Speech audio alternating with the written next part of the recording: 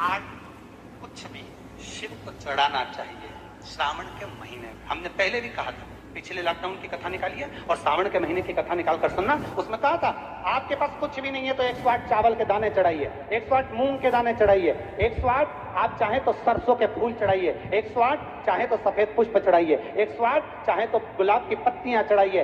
पर सावन के महीने में एक नियम बनाना कि मैं 108 ये वस्तु शिव को समर्पित कर। उसका कारण क्या है? तो स्कंद पुराण में लिखा है शंकर भगवान को सावन के महीने में जब हम 108 कोई वस्तु समर्पित करते हैं तो शंकर उसको लाख और करोड़ों गुना कर हमको पूरे वर्ष में प्रदान कर देता है। इसलिए श्रावण महीने में 108 की महत्वता। श्रावण महीने का एक नियम है, शायद आपको भी मालूम होगा, अगर नहीं मालूम होगा तो पुराने समय की बात याद रखना। श्रावण के महीने में शंकर जी के मंदिर में झांकी सस्ती थी, याद करिए। श्रावण के महीने में मंदिर में शंकर के मंदिरों में झांकियां सस्ती थी। मट्टी का शिवलिंग बनता था, उसका श्रृंगार होता था। कभी कोई श्रृंगार करते थे, कभी कहीं झूला लगा देते थे, कभी कभी कोई श्रृंगार करते थे, कभी फूलों का, कभी किसी चीज का, कभी किसी चीज का श्रृंगार करते थे। और बच्चे थे अपन, सब छोटे थे, अपने माता पिता का हाथ पकड़कर शंकर जी के मंदिर में श्रावण के महीने में दर्शन करने जाते थे।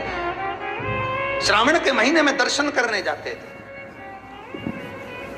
उस समय हमारे मन में कोई प्रश्न नहीं जागा, पर आज हमारे मन में प्रश्न जागता है कि हमारे माता पिता श्रावण के महीने में मंदिर दर्शन कराने क्यों ले जाते थे? हमारे माता पिता मंदिर दर्शन कराने के लिए शिव के मंदिर क्यों लेकर जाते थे? और ले जाना होता था तो सुबह ले जाते, पानी चढ़ाने के लिए, जल चढ़ाने के लिए, धतूरा चढ़ाने के लिए, बेलपत्र चढ़ाने के लिए। पर शाम के समय जब अंधेरा होता, हाथ पकड़ा बच्चों का, साइकिल पर बिठाया ना बिठाया, पैदल लेकर चले मंदिर शंकर के दर्शन करने के लिए जा रहे हैं। क्यों? क्योंकि श्रावण के संवाद को स्कंद पुराण में स्पष्ट कहा गया कि श्रावण के महीने में जो व्यक्ति 12 शिवलिंग का अपने ही गांव, अपने ही नगर, अपने ही क्षेत्र के 12 शंकर मंदिर का दर्शन प्रतिदिन करता है, शिव उसका मनोरथ पूर्ण करने के लिए गौरा महारानी और गणेश जी को लेकर सम्मुख में खड़ा मिलता है। ये श्रावण की कथा स्वयं स्कंद पुराण वर्णन करती है। कौन सी तिथि थी? पंचमी। चाहे वो शुक्ल पक्ष की हो, चाहे वो पंचमी। कौन सी तिथि थी?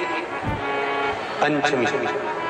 चाहे वो शुक्ल पक्ष की हो, चाहे वो कृष्ण पक्ष की। श्रावण महीने की पंचमी के दिन शंकर भगवान पर जिस परिवार के व्यक्ति का कांवड़ जल हमने बताया है आपको, जरूरी नहीं है कि डंडा बांधकर 2 कावड़ के जल के लोटे लेकर जाओ, आप अपने हाथ में भी 2 पात्र लेकर जा सकते हैं। पंचमी तिथि के दिन हाथ में 2 लोटे जल के, 2 कलश जल के जब हम शंकर भगवान को चढ़ाते हैं तो ऊपर जो कमंडल होता है शिव जी के ऊपर जलधारी होती है, जिसमें जया, विषहरा, शामली, बारी, दौतली और देव, शंकर भगवान की 5 बेटियां जिसमें विराजमान होती हैं। जब हम जल समर्पित करते हैं, हमारे पीढ़ी में, परिवार में अगर कोई अधोगति में मर गया होता है, कुंवारी अवस्था में चले गया होता है, गर्भ में मर गया होता है, गर्भ के बाहर निकल कर भी अगर कुंवारी अवस्था में चले गया होता है, तो श्रावण महीने की दोनों पंचमी पर परिवार का अगर कोई एक व्यक्ति भी जल चढ़ा देता है शंकर भगवान पर, तो सर्प की योनि में नहीं पड़ता, जीव मुक्त हो जाता, प्रेत योनि में सर्प की योनि से मुक्त हो जाता।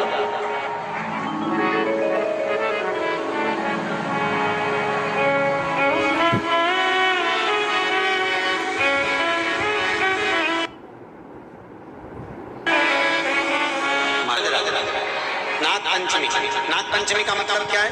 सांपों की पूजन करो। नाग पंचमी का मतलब होता है शंकर जी के मंदिर में जाकर 1 लोटा जल समर्पित कर दो। उसका कारण क्या है कि हमारे परिवार में, हमारे कुटुंब में कोई 7 कुटुंब में, परिवार में कोई 7 पीढ़ी के अंतर्गत भी अगर कोई जीव तड़प रहा होता है, पड़ा हुआ होता है, उसकी मुक्ति नहीं होती है, तो पंचमी का चढ़ा हुआ जल उस जीव को प्राप्त हो जाता है और वो जीव तर जाता है, उसका फिर जन्म नहीं होता, वो तर इसको मुक्त करता है।